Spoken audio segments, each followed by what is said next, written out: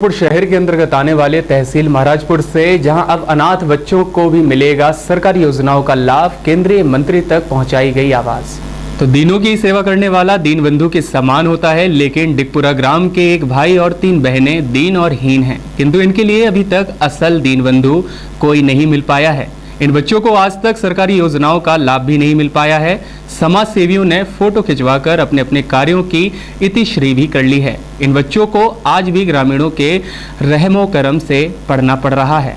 यह कहानी नहीं बल्कि हकीकत है महाराजपुर तहसील क्षेत्र की ग्राम पंचायत डिगपुरा की 16 वर्षीय बच्ची और साथ ही उसके भाइयों ने बताया है कि उनके साथ ऐसा सितम किया कि पहले मां चंदा कुशवाहा ने साथ छोड़ा। मां का साया दूर हो जाने के बाद पिता हरिचंद कुशवाहा से भरोसा था कि उसकी छत्र छाया में बच्चों का भविष्य तय हो जाएगा, लेकिन ईश्वर की कोप दृष्टि देखे कि मां की मौत के कुछ वर्षों बाद बीमारी के चलते पिता की भी मृत्यु हो गई।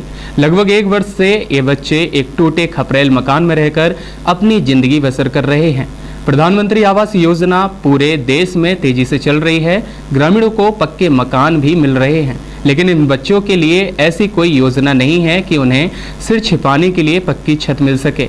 जिला एवं ब्लॉक मुख्यालय से कई समाज सेवी आए और कुछ मदद कर फोटो खिंचवाकर चले भी गए। जब इन बच्चों की जानकारी अविनेंद्र पटेरिया भाजपा किसान मोर्चा के प्रदेश मंत्री को लगी तो वे बच्चों का हाल जानने उनके घर पहुंचे और ग्राम पंचायत के सरपंच राम कुमार पाठक से सारी जानकारी लेकर केंद्रीय मंत्री वीरेंद्र खटीक को मामले से अवगत भी कराया। उन्होंने भी बच्चे की मदद करने का भरोसा दिलाया है। मौके पर अविनेंद्र पटेरिया ने महिला बाल विकास अधिकारी अनिल नामदेव को बच्चों के खाने पीने के पोषण आहार की व्यवस्था के लिए कहा, तो उन्होंने भी बच्चों की मदद के लिए कहा कि जो विभाग द्वारा मदद हो सकेगी वे उन बच्चों की मदद करने में किसी भी तरह से कोई अब कसर नहीं छोड़ेंगे। कितने दिन पहले? 1 साल।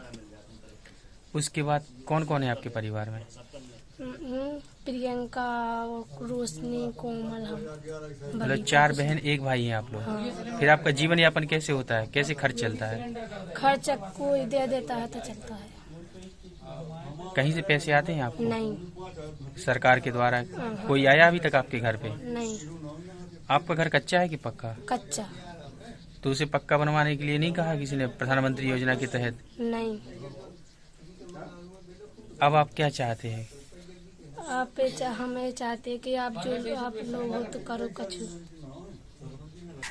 नहीं, जैसा कि अभी ये कोविड का हर जगह प्रकोप चल रहा था, तो इसी दरमियान इनके पिताजी को टीबी से ग्रस्त थे, तो टीबी के कारण इन्हें बुखार आया। उसके बाद इनकी मृत्यु हो गई। इनकी माताजी की 2 साल पहले मृत्यु हुई थी और जब मालूम चला तो मेरी सरपंच साहब से ही बात हुई, यहाँ डॉक्टर साहब से ही बात हुई, तो इन लोगों ने बताया कि पहले स्थानीय कोविड के कारण आना जाना नहीं था।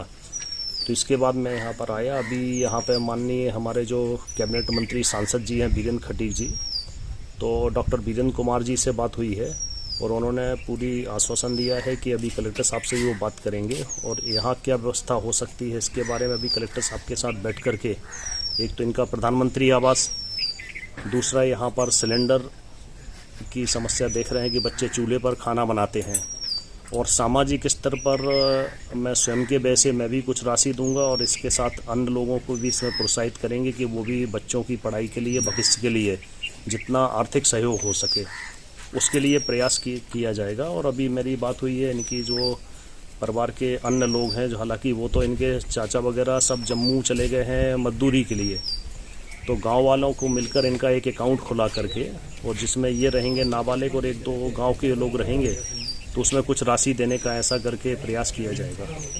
इनका जितना हमसे बना उतना हम मदद करते हैं कि जितना खर्चा पानी भी देते रहते हैं जब पैसा, और एक बार में कपड़ों के लिए भी कर दिया था, स्कूल के लिए भी कहा था कि स्कूल में पढ़ाना, तो हम इतनी मदद बने तो करेंगे। ये लोग कच्चे मकान में रहते हैं, आप सरपंच हैं, इनका पक्का मकान नहीं बना? इनका आवास ये नहीं बना, 2011 की सर्वे नहीं है। मैंने सबसे निवेदन किया कि इनका नाम जो आवाज है इनका मतलब आवास बन जाए, किसी ने नहीं सुना आज तक। मैंने विज्ञापन भी दिया इनके लिए, 2 बार लिख के भी दिया, इनका आवास बन जाए। छतरपुर शहर और आसपास के जिलों की खास खबरों के लिए बने रहें वी न्यूज के साथ। खबरों का सिलसिला लगातार जारी है। अगले बुलेटिन में आपसे फिर होगी मुलाकात, तब तक के लिए बने रहें वी न्यूज के साथ। नमस्कार।